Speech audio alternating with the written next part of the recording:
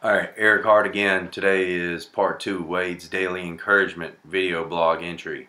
March 20th, 2013. If you're with me again after yesterday's blog, thank you so much for giving me another shot here. I'm sure you're probably asking yourself, why in the world are you watching a daily motivation or encouragement video from somebody who was saying just yesterday that they just don't wake up with a positive attitude anymore? Well, Wade told you a little bit about me on his thing. I don't know if you saw it, but I was just saying yesterday that I used to have a really positive attitude and never really, was bothered too much by any of my circumstances. Well, circumstances changed, and the worst things that I can really imagine all happened to me last year. And I'm not that same guy anymore. So I have to look in a lot of places to receive my encouragement. I've been so blessed by God, who has provided so many amazing people that have encouraged me, and I'm just afraid to death that stuff would get stuck inside of me, and really, it's my goal to be a reflective mirror. When that encouragement comes to me, I want it to reflect right off of me and stick on some of you guys out there, so that you can go out and do the same thing, and help others, man. I mean, that's what it's about here. I mean, we are commanded to love God with all of our hearts and to love others as ourselves, and man, and I'm feeling that. I'm feeling loved. I mean, I've had hundreds of people, I mean, even total strangers that reach out to me regularly. I mean, some that have truly helped save my life in monumental ways, I've got a lot to talk to you guys about, but it's not going to be today. Right now, I'm spending the night at my mom's house in my brother's room. He was 24 years old and just had back surgery when he passed away just November 3rd, which was 4.5 months ago. 4.5 months before that, his baby daughter, Ava Grace Hart, drowned in a swimming pool while in the care of her grandfather and her mother.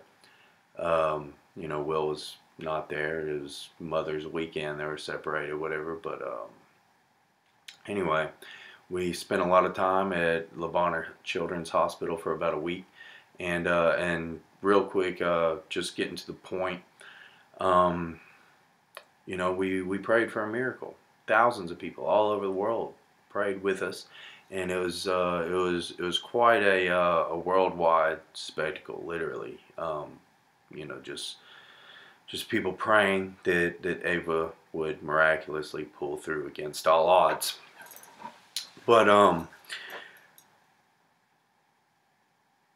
we went in on a Sunday, and Wednesday afternoon, doctors, chaplains, everything gathered us into the chapel, and there were about 40 of us there at the time, and basically told us that it was time to make good of my brother's decision to go ahead and donate her organs if she didn't make it. And they told us now was the time to go ahead and begin that process, which was a nightmare, of course.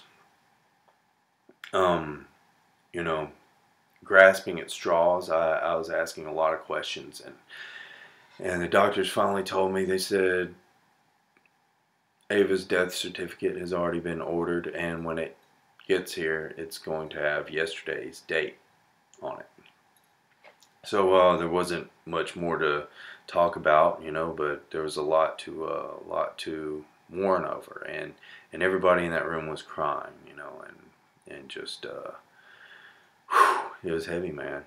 My brother had like I said, he was 24 years old. He had 2 necklaces on. One said, give thanks in all circumstances, which is a verse from 1 Thessalonians. Another necklace was a dog tag with a picture of Jesus that said, "Thy will be done." And as he clutched those 2 necklaces with his eyes welling up, he said, "My faith is unshakable, If that's God's will, I submit to that. And I'm not mad, and I'm not angry at God. I'm just so grateful. And that was the most monumental moment of my life, because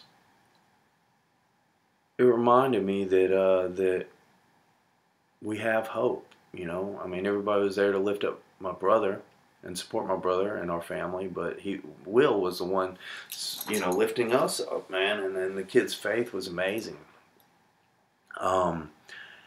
You know, it reminded me that our trust and our faith is not in everything going our way. You know, I mean, we don't believe in God and Jesus so that we can have health and wealth, and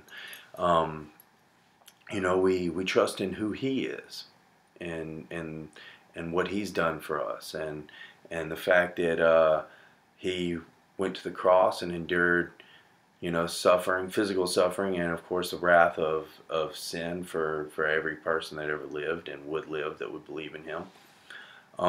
Which of course we can't understand any better than an ant can understand the internet, but that's a big deal, and that's a big reason to praise God, you know, alone.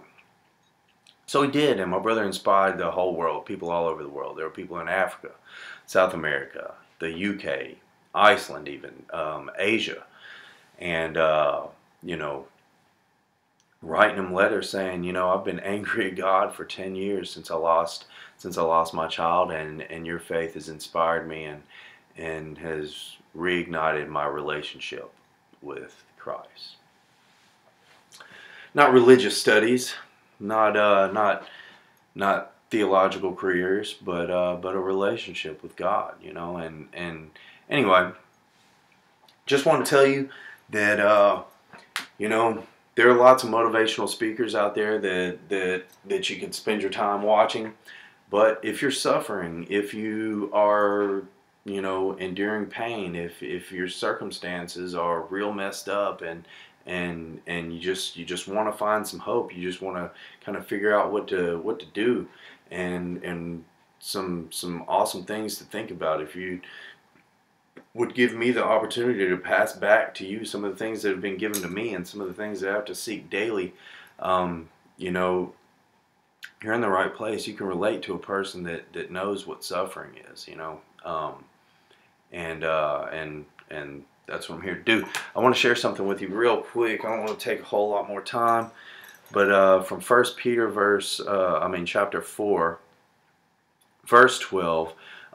You know, this keeps popping up. For the last about 30 hours. This verse has come up about 4 times to me, and you know, it's not because I keep turning to it. It's like I listened to my Bible app yesterday while laying down, which is a cool tool for me, and it just, I think it scrolled over to this from the chapter before, but anyway, so I heard it then, and then I think I saw it on the internet, and somebody else told me about it, and then my mom just brought it up a minute ago. Anyway, you know, when you hear something over and over, it's suggested that perhaps that's God, one of God's ways of speaking to you, you know, through repetition. But anyway, beloved, do not be surprised at the fiery trial when it comes upon you to test you, as though something strange were happening to you, but rejoice insofar as you share Christ's sufferings, that you may also rejoice and be glad when His glory is revealed. Skipping down to verse 19. Therefore, let those who suffer according to God's will entrust their souls to a faithful Creator while doing good. And man, that reminds me so much of my brother, you know. And man, I'm inspired by him. I got a tattoo that said Will Hart and inspired. I mean, man, he inspired the nations, you know, which is, man, I couldn't be a prouder brother. But anyway, yeah, man, it's a fight. Life is a struggle. There's no shame in that. We're out here fighting. You know, we're fighting for our lives. We're fighting to keep the faith. We're fighting to find encouragement in dark places, and that's all I want to do. So, it's about me. Um, this is about all of us, you know. I mean, we're in this thing together, and we're brothers and sisters. And man, I love you guys. Thank you so much.